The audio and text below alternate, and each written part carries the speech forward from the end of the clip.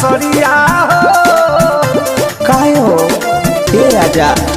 अरे परसों से सरसों के तेलवा लगाई सरसे सरक जाता सरिया हो हरी जब पगलिया तब उठे ना लहरिया लहे लहे बंधे कमरिया हो अरे हरी जब पगलिया तब उठे ना लहरिया लहे लहे बंधे कमरिया हो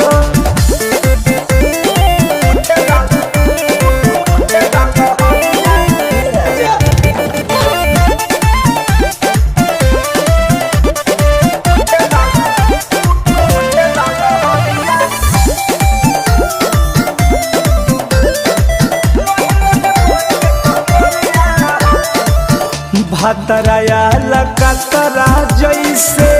वो ठीक सटावेला छिड़के लनिया अपन देहिया घटावेला ए सुना हाँ हाँ भतराया लकतरा जैसे